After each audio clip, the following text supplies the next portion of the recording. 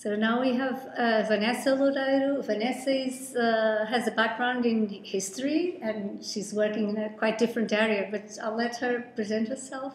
And we will develop in this interview a personal narrative about effectiveness, because we already had some conversations in the past, so this is a bit longer and a bit trying to know more about yourself. Okay. So in fact I have a degree in archaeology. So I'm a nautical archaeology. I have a PhD in shipbuilding construction. In what? Shipbuilding construction. Shipbuilding construction. From the 16th century. And I did my degree in Lisbon. Then I did a master in Sorbonne. And at the same time, I was working for the Ministry of Culture in Portugal, where I did mainly project management. I was the project manager for several projects for the European Commission that were not focused on nautical archaeology by itself, but on how to manage underwater heritage. This means that I start managing a resource. In companies, we manage human resources, we manage money, we manage hours. But in fact, there are other resources in the world. So I was managing the heritage, so underwater and nautical heritage. In this work, I started doing an MBA, because in fact I was lacking some capabilities, mainly budget management, team management. And so I did an MBA in Lisbon. And after my MBA, I was invited to work in Capgemini, mainly because they were searching for different people for the consulting area. They wanted different background. They wanted a different background for the consulting area. That's very interesting. Just focusing on the issue of project management. So you were. Can you tell us a little bit more about it? Yes, I can. So in Portugal, our law, the cultural ministry. Now it's not a ministry; it's a general secretary. But until 2011, it was a ministry. The Ministry of Culture is responsible for the safeguard of all the heritage. Heritage, our language is an heritage, of course, our environment is an heritage, also our building environment, which includes all the historical heritage, must be preserved. Portugal has a very specific law regarding the protection of heritage, which means that nobody can build anything without the several studies about how to preserve and how to manage this heritage. Specifically regarding the historical heritage, it's a responsibility of the ISPAR nowadays, which evaluates the historical and patrimonial and archaeological importance of the different findings, and defines how it should be preserved. This means that we can destroy several heritage if we study it previously. This means that companies are obliged to pay for the studies and for the conservation and protection of the findings they need to destroy to build a bank or to build a road or an airport, wherever. Also, they can be or not authorized to build it if the resource is considered of extreme importance. Like Foscoa. Like Foscoa. Foscoa.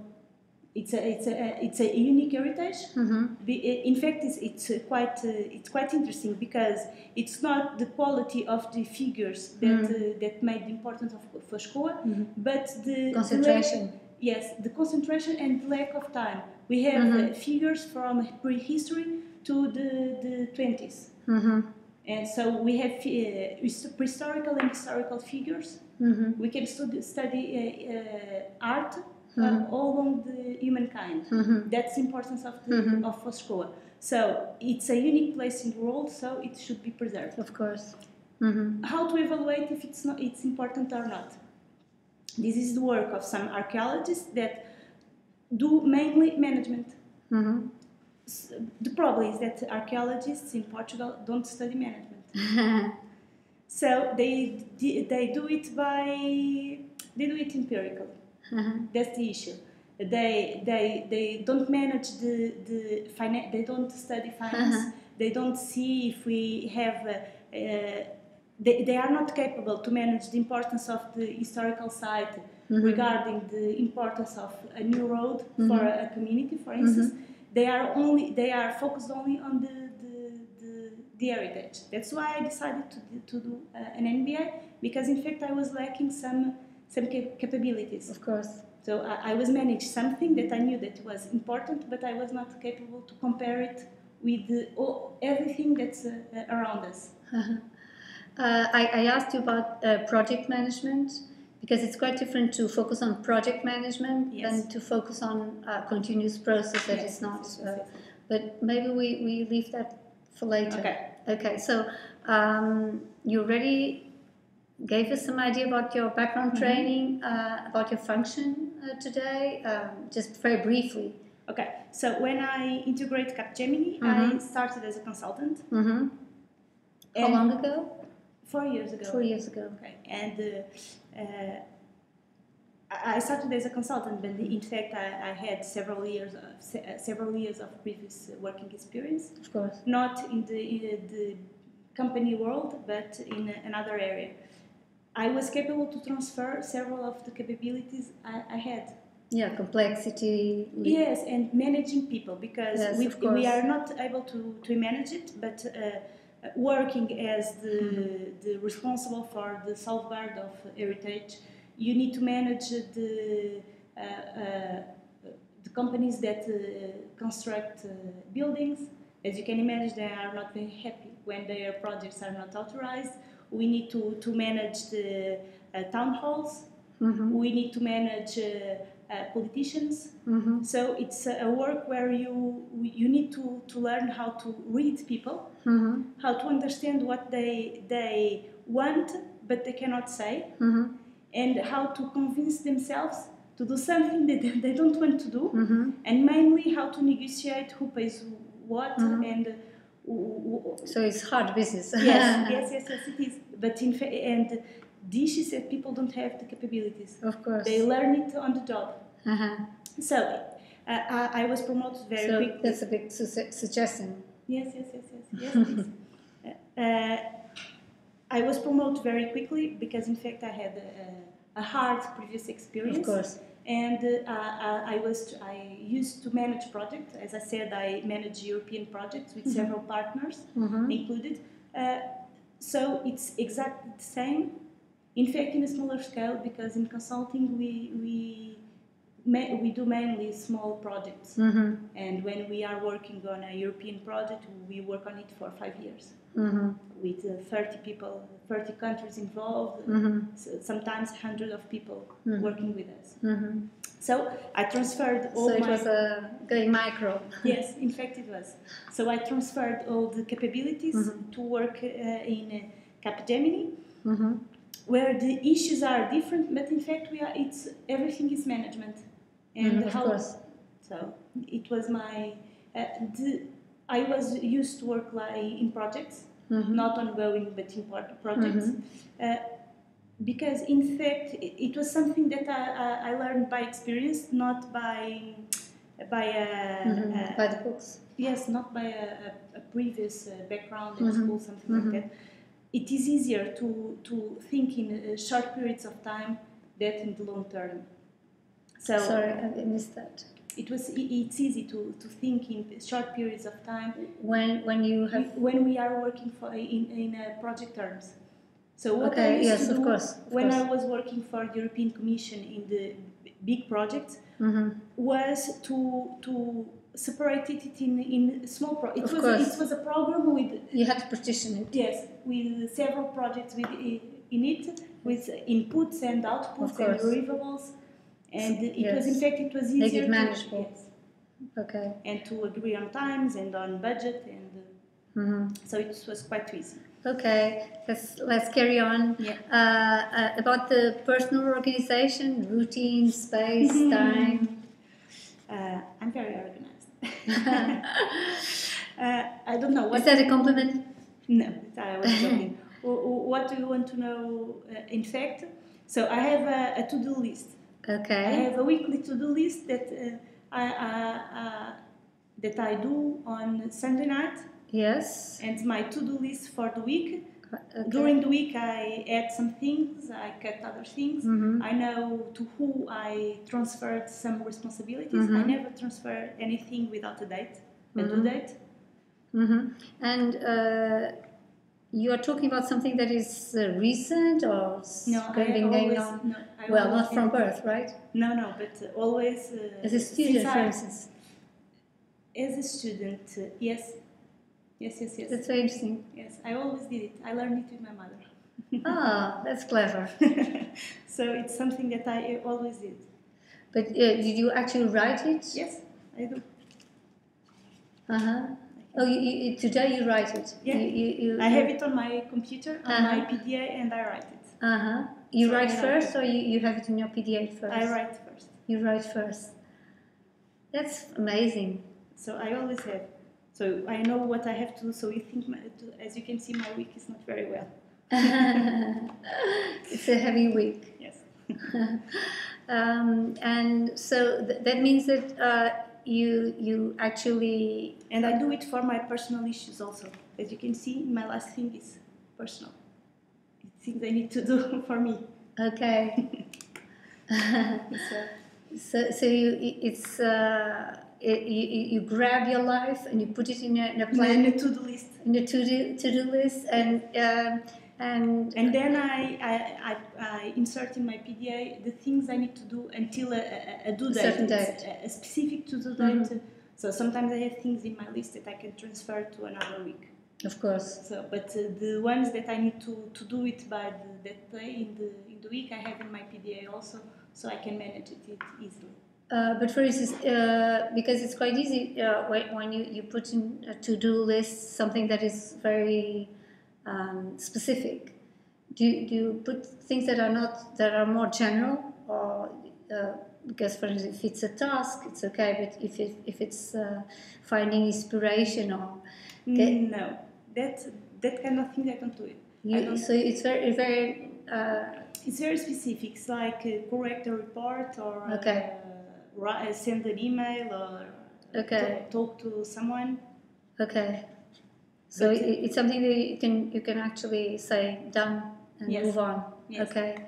But that means that it covers quite a narrow area, because you do much more than what is in your to-do list. No, of course. Okay. I can have something like, for instance, I have in my to-do list to think about an offer for Capgemini regarding sales management, for instance. I need to think about it. It's something that... So you put it in your in to-do my list? to-do list, but I know that it will take me several times. So it's there because I need to remember that sometimes I need to stop and think about how to manage Salesforce teams and... But you actually write adjudicate some time to do it? For instance, I need some free time to think about this. Well, I have a to-do list. That does not mean that I everything fits in. Yes, that I have a time in the day for everything. Of course. I have a to-do list, and then I manage my time regarding the priorities, the urgencies, the things that I need more time.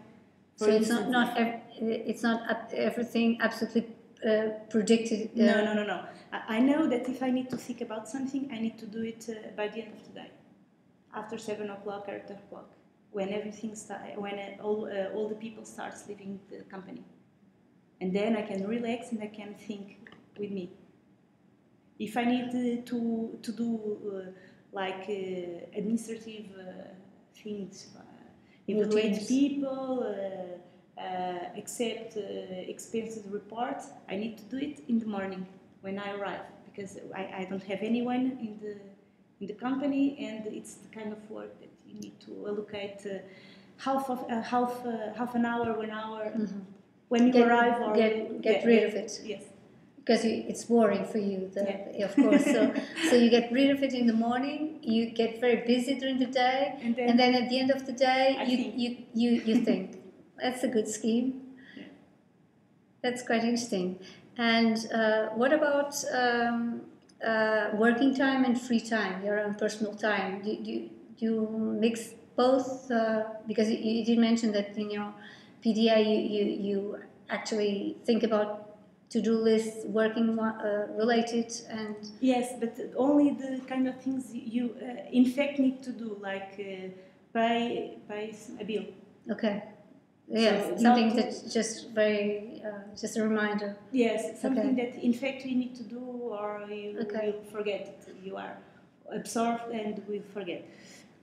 But yes, of course, I try to conciliate everything. I have some routines regarding my personal life. For instance, at Tuesdays and Thursdays, I do jiu-jitsu, so it's from 9 p.m. I'm off until 11 p.m. on Tuesdays and Thursdays. And does that help you in the? Yes.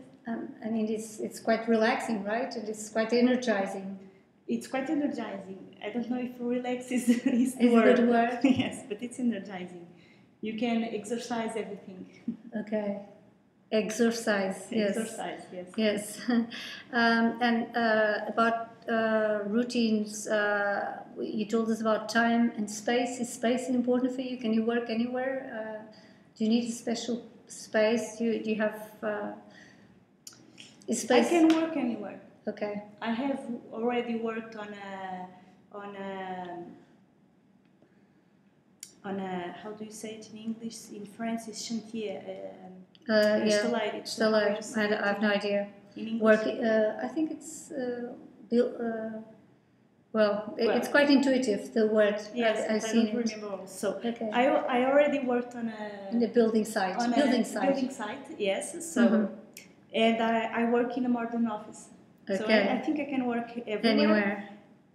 Okay. When I need to do something that, well, in fact, I love to work in the sun. If I could choose, in the sun.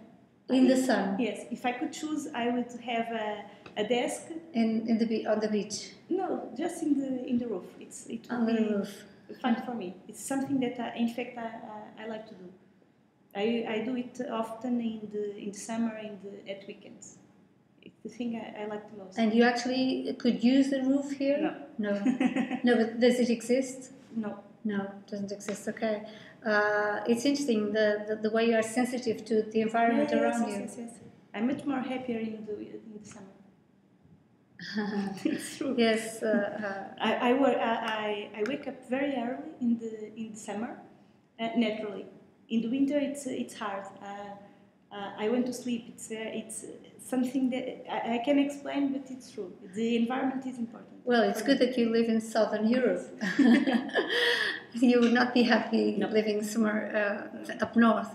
The next issue is close to what we've been talking about: self-motivation, self-critique. So in a way, you have already mentioned a few issues. Yeah. I'm naturally a self-motivated person, and the things that motivate me are pressure and difficulty, in fact. So if I have a lot of time to do something, it does not motivate me. So I need to do things with deadlines and short deadlines and things that are different. Also, I'm very self-critique. I'm worse for me than I'm for the others, even though they don't think it's possible. Okay. Why? Because I think you are very critical? I think that sometimes I'm a little bit harsh. Yeah, speaking with people and not with clients, I believe. No. With the clients and with my bosses, I'm very nice. That's easier. But so you think that people look at you with apprehension? They think you're going to be hard. No. I don't think it. But the thing that I'm saying, I'm more self-critic. So it's very difficult for me to stay satisfied with something from 0 to 100 hours, from Yeah. the beginning until the end, completely. I think that we can always improve something, which make me to think always about the Pareto rule. Is that we always Pareto rule? Pareto rule. Yes, we have for 80% achievement, we just need 20% of our time. So I need to manage if the effort is well allocated or not. So, but I'm aware of it, so I try to manage everything and to see if in fact what we will gain with 5 or 6 hours of work will compensate what we are losing in the other side. We could use our time to do anything. But it's interesting that you mentioned two issues that are almost opposing one another. Yes, I'm always fighting myself. You're always fighting yourself, exactly. You must be. Because you're always on the go, so you're always really motivated, and on the other hand, you're very critical. So, yes. So it's a hard life. Yes. Sometimes I speak with myself. In my brain, I'm speaking. It's Vanessa A and Vanessa B. And there's that fight. But I mean, there must be some kind of negotiation and kind of Cold War politics that allow you to survive, because you feel very relaxed talking about it. I mean, it would not be possible. I mean, there must be something quite a balance, like a balance. I rarely feel stress. Sorry? You rarely feel stressed. It's when I start feeling stressed, something is very, very bad. Very bad. Yeah. And I don't deal very well with it. Of course. So I like the pressure. I like to hush. I like to have several things to do. I like to do different things, and I feel good with it. When I think that things are not going well, or it makes me stressed, and that's something that I don't like a lot. And I don't. And what happens then? I mean, what happens then? Normally, I do an overnight day of work to put everything in place. But is it, for instance, do you have to go to the cinema or really get out of? No. I need to solve the things that you need to focus on what you're and the things that are stressing me. And I need to focus, and I need to take them out. So it's a kind of a clarification session. Yes, it is. So this means that if I have a project that's not going well, normally I need to work for 3 or 4 hours with the team so that I feel that everything is going on track again, and I can relax. They are stressed, but I can relax. Okay. So I transfer my stress to the others. Okay, that's clever, because I mean, in a way, you are aware of something that is quite complex and quite difficult to figure out, and by sharing it, you kind of leave different doors open so that other people can contribute. I learned it with when I start working, and I was representing Portugal in a project in the European Commission, but I was not the project owner. It was a French, and one time I was speaking on. Sorry, you were. I was the representative of Portugal, but I was not the project owner of the global project. It was a French. A French woman, a French man. And one time I was speaking with him on phone, and I was very stressed because everything was not going, and I need someone to authorize something, and I need the other one to give the money. And he told me on the phone very easily, Vanessa, you need to transfer the problem to another one. Well done. And when you transfer the problem, everything will be solved. Okay. So I learned it very well. Yeah, it was a good lesson. Yes. But he was very calm when he told me, transfer the problem and that's done. That's done. So I transfer my stress. You're perfecting yourself doing it. Okay, very good. Now the next issue is in a way you just mentioned it. The way networking, the models you're following, the references, the feedback from others, the example you just gave. It's a very good example that you learn how to deal with complexity by following good rules, good good hints from people around you, like the example you just gave. Is it important for you, the networks? Yes, I think it is. I'm not very good in using it. It's something that I try to develop myself. In fact, I think about it always, because that's the problem of the to-do list. I have several things to do, so for me everything needs to be done. So I don't take time to develop relationships. For instance, I did an MBA. I should have profited to know people, to interact with people. But I was doing an MBA. I was working. I have several things to do. So for me, when I arrived at night to do the work team, that everything must to be done, I was the person that was on the we need to go on. So what do you think? We're at what? And people start chatting. No. Focus on the work. Yeah, it's amazing that you actually recognize what you're saying, because it's quite hard to. It's true. Because usually people are very self-focused and very like the lonely sailors, that go alone in the ocean. No, but it's true. It's something that I'm aware now that I look back, and as I would like to do something academic in the future, as you see, I'm a professional student, in fact. So I have a degree. Actually studying? Not now, but I have a degree. I have an MBA. I have a master. I have a PhD. So I'm a professional student. You're a professional student. Yeah, I understand. So it's the thing I like to do. And now that I think that I should do something, I would like to do something in management, for instance, or in finance. And I think, okay, but if I do it, I need to profit the environment better. I need to know people. I need to develop some kind of relationships that I'm not very good of doing it. I need to reflect about it for doing.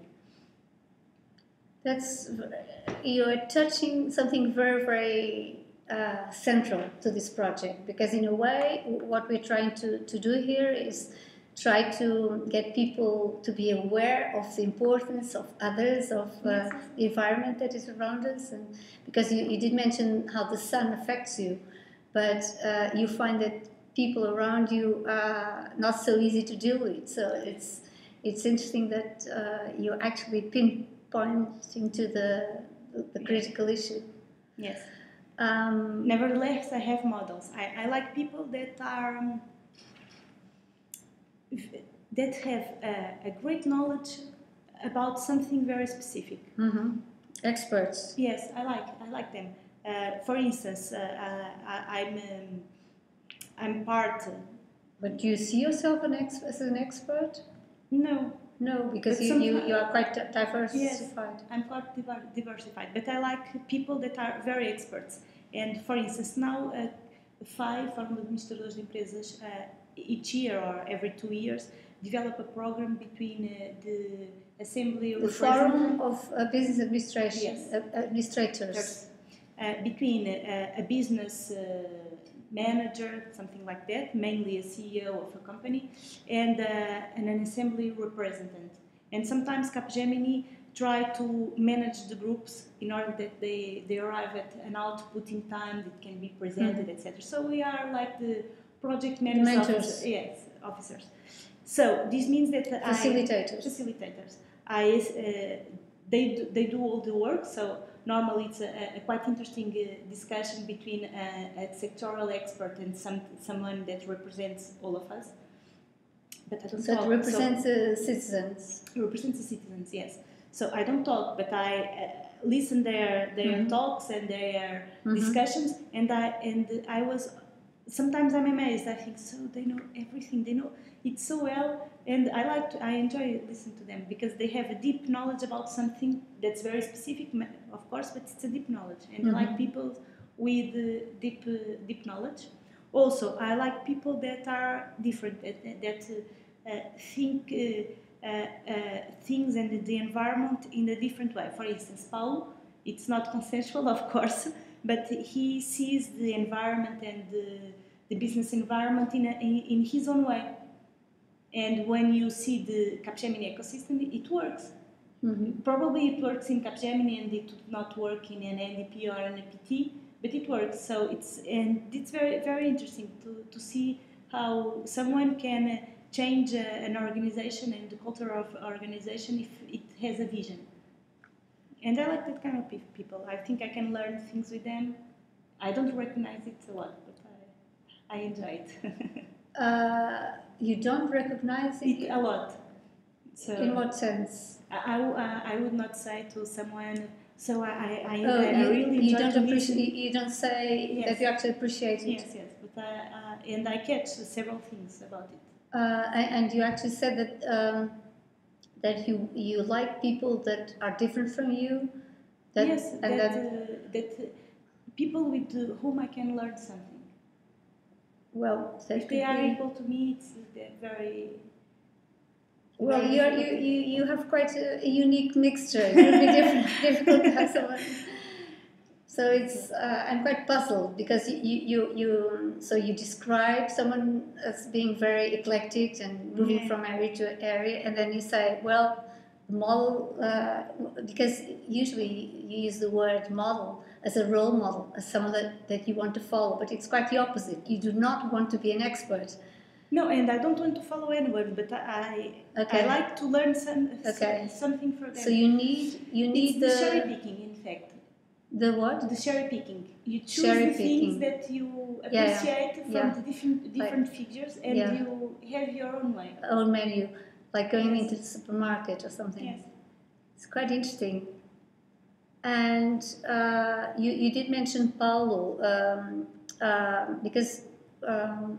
I proposed here the issue of feedback. Is it important, the feedback from others? Well, the conversation you mentioned earlier on about the French guy on the phone, it's an example of feedback. Yeah, but it's different because he was giving me an advice. Yeah, of course. And I followed. It was totally key, central. Yes, feedback. I think it's very important. I try to do it with my teams.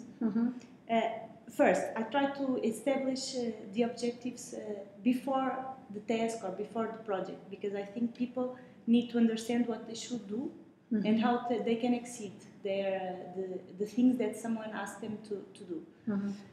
And afterwards, I try to give feedback. And I try to be as much impartial as I can be. This means I try to, we are humans, so I appreciate... You accept failure. And it's quite hypocritical if we don't accept that we have some preferences. There are people that are more similar to us. They are nice. In your case, you want the different ones. Yes, but they are nice. They have some capabilities that you appreciate. So probably you accept easily or more easily their failures and their defects than to the others. So I try to give feedback as impartial as it can be. To be just, to be just, fair, to be fair. To be just, fair, it's not that word. It's to be fair, I try. I have sometimes I have some. I like when people give me feedback. I like it, but I know that I try to argue with people. Yeah, normally I try. If they say that you should do it like this, but why? No, I do that's it clever. like this. That's quite. Yeah, but normally people think that I don't accept feedback because I'm quite resistant. No, I'm resistant. You don't accept being criticized. Yes, it's well, I try to. It's a tough game. Yeah, a tough game. I need to manage it. But in a way, you have a very different view from your relationship with your with the hierarchy who's above you, and with people that depend on you. So it's well, of course, this is a sensitive issue, and it's public information here. But it has a reason. Because when I start to work, I was very young, and I have a lot of responsibility, and I deal with it very well. But I was very hard with people, even with people that's above. And I used to work in the public function. It's very good if you want to have a nice future you should be like this in the public administration. So people will not accept it very well. Of course. Even in primus inter pares. Of course. So they don't accept it from someone that just arrived. When I start working outside the state and the business and the public administration, I try to be more soft and to be. But was that a conscious effort? I mean, were you really aware that you wanted to be? Yes, more. Cut the edges. Yes. I used to. Now I'm losing it, but. When I started working and I started as a consultant, I remember to listening the talkings in the open space and thinking that's stupid. And a few years ago, I would have said that's stupid. You should not do it like that. Sorry, I'm missing that. You hear someone in the corridor in the open space, and I don't agree with what they are saying. It's not your conversation, but I don't agree. And a few years ago, I would have said, that's stupid. But you'd say it aloud. Yes, and I would say it loud. Oh, that's horrible, isn't it? No, not like that. But I would say it, and I'd say, no, you should not do it like that. Okay. You'd be quite nasty. Yes, and when I start working in Capgemini, I start to listen more and speaking less. Okay. So, and it was a conscious effort. And you see the outcomes from that change? Yeah, now it's the opposite. People say that you're too soft now. Yes, I need to be more. It's not fair. No, but also it was an advice that someone gave me, and it told me that for some reason people have one mouth and 2 ears. Yeah, exactly. To listen more and to speak less. Exactly. I think it's the Bible that keeps on saying over and over again that listen. God tells you listen, whatever, something like that. Yeah. But when you say that you actually were conscious about the need to be softer, are you referring to both sides of the equation, both upwards and downwards, both related to your superiors? Well, yes, because in fact it's not being so upfront.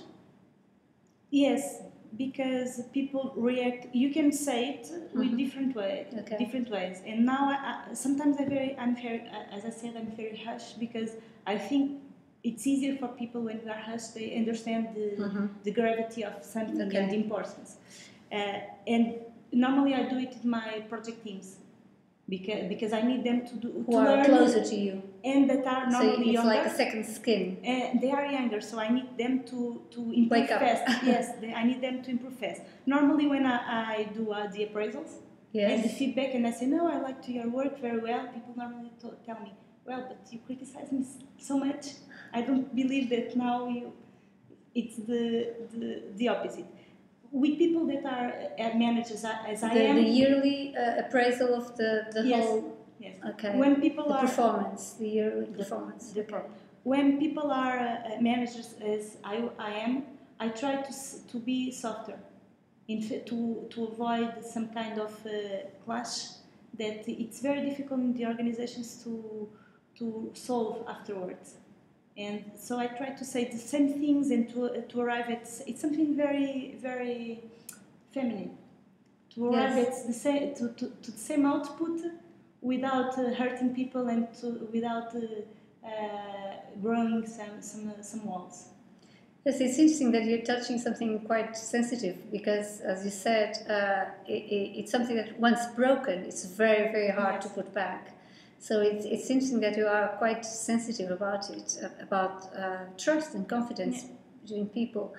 Well, next we have interests and conflicts of interest. I don't know if this is an interesting issue for you. It's quite difficult to like life-work balance, issues like that. Yes, I think it's important for people to have a life-work balance. Also, I think it changes from people to people. Mm-hmm. So, I work a lot, but in fact, I have some difficulties in... I would not love to have a work from 9 to 5. At the same time, sometimes I want to leave at 6 o'clock and to do something else. But you can do it. Yes, that's the thing I appreciate is the freedom to do it. So all of us, we have some days that everything goes not well, and we need to break the tendency. So it's the freedom that you need to. Also, you need to manage all the other sides of your life. So. Of course. But it's it's a negotiation. It's a constant negotiation. And also the conflict of interest could be between the organization as a whole, your team, top management.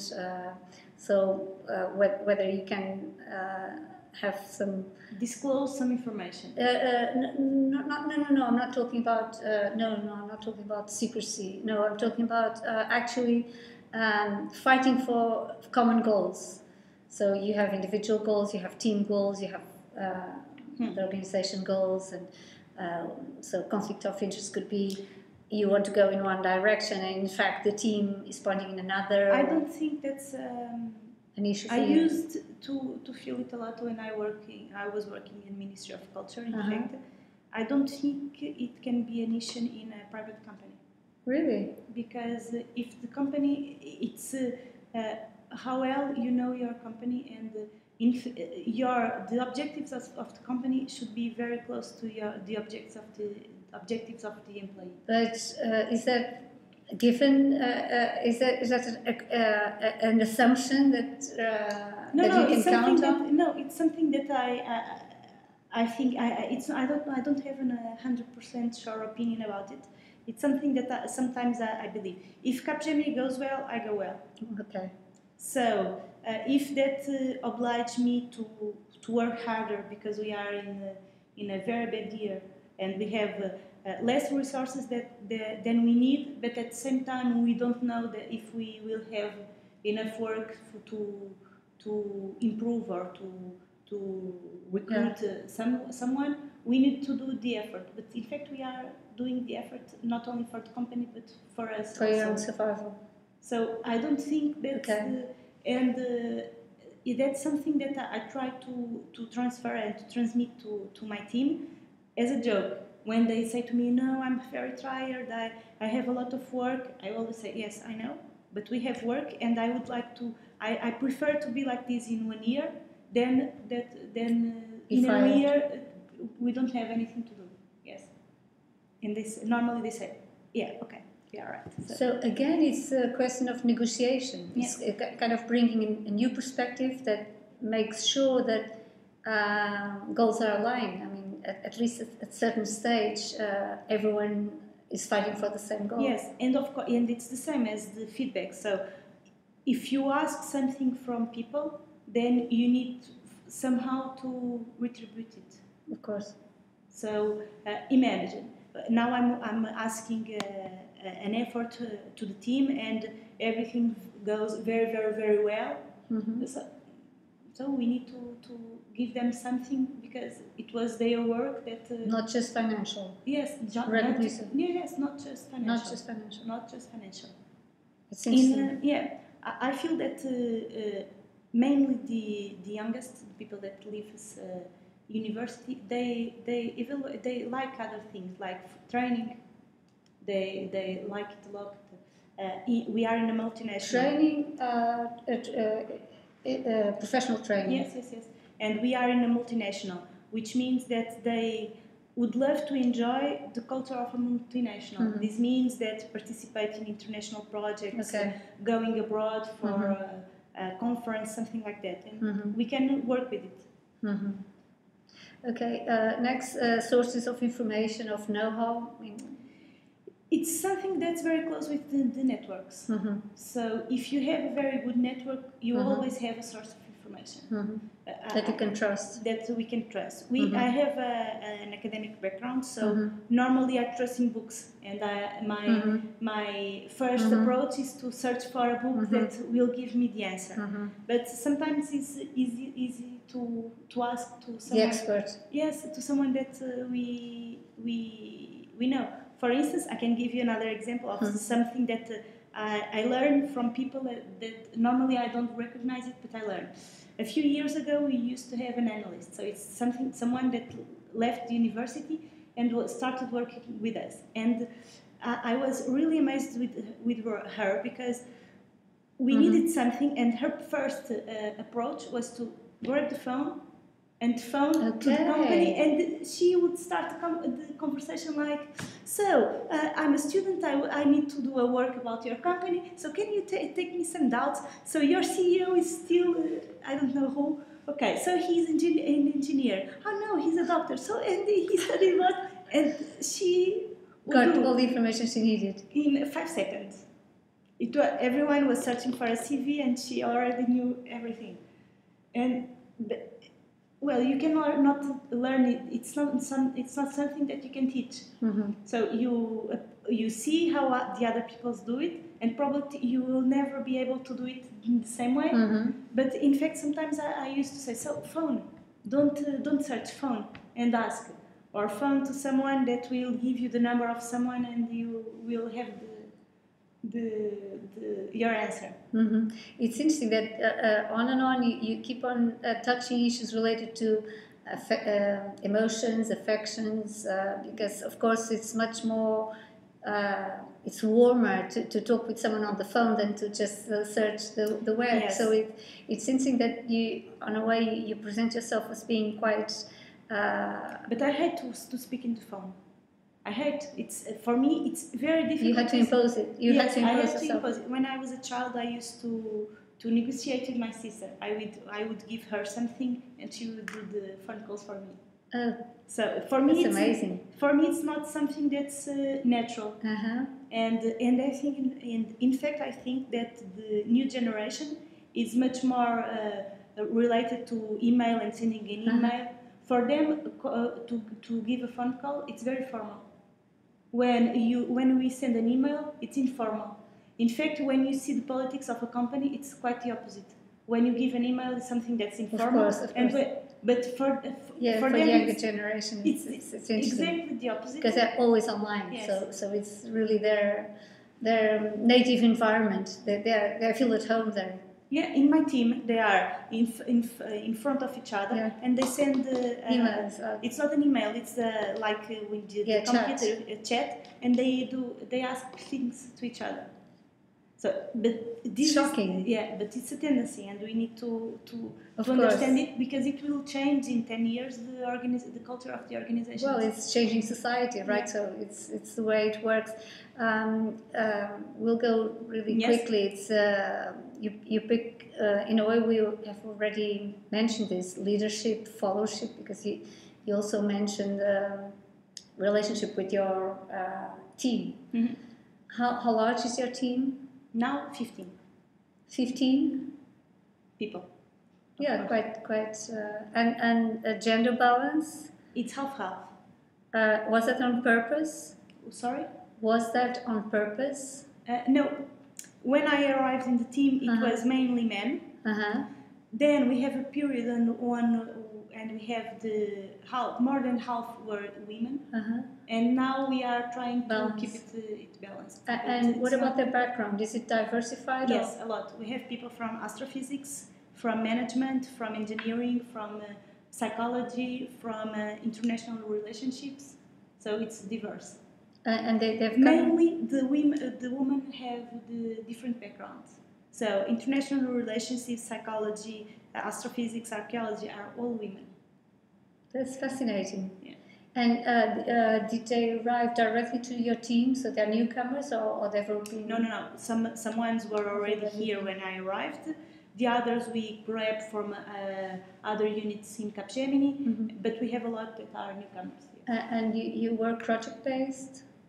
We just work project-based. Okay. So. Okay. And these are issues that I'll read, and then you choose which you want to pick. The relationship between process and results, if you're more focused on process or results, or short-term versus long-term perspectives, continuity versus discontinuity, if you're looking for consensus versus controversy, the issues of diversity, unity, dispersion, focus. In a way, we have mentioned this. Gender issues, creativity, innovation. So it's doesn't really go straightforward to effectiveness, but it's... I have always mixed feelings about this, everything that you ask me. So I'm more focused on results. because we work on a project based and we need the results. On the other hand, I think that we should learn a lot with Chinese people that thinks always in long term. So we normally we say that we should have patience as a Chinese. Yeah. It's the same. So they think where they want to arrive in 20 years and they work to arrive there. And we should learn a lot. So it's always, I'm always fighting myself. I'm a lot focused on results and in process. In the quickly results, so in the immediate visible results. Also, I think that we should try to balance with long-term results. Well, it's the tree and the forest, right? Yeah, it's always the same. Continuity versus discontinuity. In fact, I like rupture because it changes the rule games. You need to think in the other way, and we need to do something that's different. Sometimes when we are doing a presentation for a client, for instance, we try to follow a template, something, a storyline that we designed, and we always are resistant to destroy it because we put time, we put effort on it, and so we try to solve the issues that we are not happy with without destroying the basis. And sometimes I destroy everything because we need to start from scratch. It's quite difficult to do it on a team, in fact, because you think it's too disruptive. And yes, and people are hurt with it because it's their effort that goes straight to the garbage. When I was doing my PhD, I had I had zero difficulty about doing it. So about joining everything, I would put it in the garbage and I would start again. Amazing. That's very. In fact, when I just finished it, and when I finished, I was thinking, no, now I changed my opinion. I don't agree about it. And when I told it to my director, he told me, no, you are not serious. You do it like this, and you defend it, and afterwards you write an article saying that you don't agree with it anymore. But you defend your process and you defend your results. You don't change your mind on the way. On the way. So, and it's interesting. It's something that, but when we are working in the company, it's difficult to change in the middle and to put everything in the garbage because you have a client. When you are in an academic world, you are your client. So you work for you. Here you work for someone that wants in a deadline with some kind of results. We have a team that's working for the same objective, for the same goal. You need to manage different things. So this rupture is very nice, but we need to manage it carefully. It cannot be just this rupture because it's tiring. It tires people. And it doesn't mean that you do not follow the rules. You do follow the rules, and then you need to break them. Yeah. Yes. I love rules. For the things that are boring, I love the rules. So I want to do how to manage a recruitment process. I follow the rules, and I expect everyone to follow the rules, and we don't have any problem. It's easy. Just follow the rule. But for the things that we think that we need some creativity for innovation, we cannot just follow the rules. Of course. We need some disruptor, and we need people that are disruptive. That's why we have some different backgrounds in the exactly, team. because it brings new perspectives. I mean, it really breaks the pattern. Yes, we need people that argue with each other. And it's very nice when you have a team that's mixed, because we have someone that's very nice in finance. So normally he makes fun of someone that does not understand anything about finance. A week after, this one that does not understand anything of finance has an opportunity to make fun of the. So it makes it's an ecosystem that works and balances and auto-regulates by itself. So it's interesting. Consensus versus controversy. Well, I like the controversy also because we always have to. That's why people say that I'm resistant, because normally when everyone goes in a way, I like to be the devil's advocate. It does not mean that I don't agree with them. I can agree. Sometimes I agree, or most of the times I agree, but I like to see things from the other perspective, and I like people to do it with me also, because it makes a good argument, a good discussion. People change ideas and. And do you get that from your team? It's yes, we have. And sometimes I say, okay, so you won. I believe with you. But in a company, it's easier to change ideas than in our normal life. Normally, in our of course family life, when we start to be always in the opposite, people think that we are fighting. yes. It's not a discussion; it's a change of arguments. We are just checking. But people think, and normally with me, people tend to be enervated quite easily. And families are full of very rigid rules, much more than companies sometimes. Diversity and unity, or unity in diversity. We have a team that's united in diversity, and it's very nice. And people also they have in common the fact that they have the same goals. The same self-development objectives. So despite their different backgrounds and their different capabilities, they have something that unites them. Gender issues, well... That's a tough one. Well, in fact, that's why Paulo said that it was my specialty. Yes. I'm not quite feminist, but I think that the business world is mainly a male world. But women are more fitted to it than men, because what we need to do in the 21st century in companies is exactly what women have done for the last centuries at their homes. It's to build consensus, to negotiate, to see different points, to manage different people in different times, to adapt to the change of the world. So normally, I think that women are much more prepared to adaptate themselves continuously than men. But of course, I'm quite. My law is the opposite, so it's. But in fact, both in biological and in psychological terms, we are both masculine and feminine. Yes, it's a question more of what we understand by being feminine, and not if the issue if it's a man or a woman. So it's very interesting that actually both you and Paulo refer to very feminine issues. So it's not really... No, it's not. And we have... I'm saying this because I'm always in the opposite, and in fact the business world is yet a male world. Of course. And women still have some difficulties of going to top management. Well, and when you do see women in top management, they are like male. They're like Thatcher. It's the good example.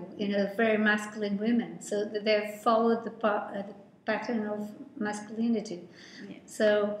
But I think we have very good men CEOs. I'm not saying that we should change the structure of the companies. I just say that women have, in fact, some capabilities that in the 21st century are very needed in companies. Yes, it's very interesting to see patterns that are related to the human being, species, and civilization issues, and to see how they actually are influencing how we run companies or organizations. Yeah, it's true. The last issue is that we've been, in a way, talking about a list of topics that relate directly or indirectly to effectiveness, and the last issue is whether this actual experience, being here talking in public in front of a computer, do you think it has any connection with what we have been saying about effectiveness and about the need to think about our practices, what is strengthening us, what is bringing discontinuity, what is bringing novelty? Yeah, I think that the new ways of communication change the world. And of course, that we talk to a computer and everyone sees us around the world. It's quite easy. And if we use it well, it can change also how companies do business. My experience says that conference calls never work, or video calls never work, because at the time no computer works. We have always problems with this kind of devices.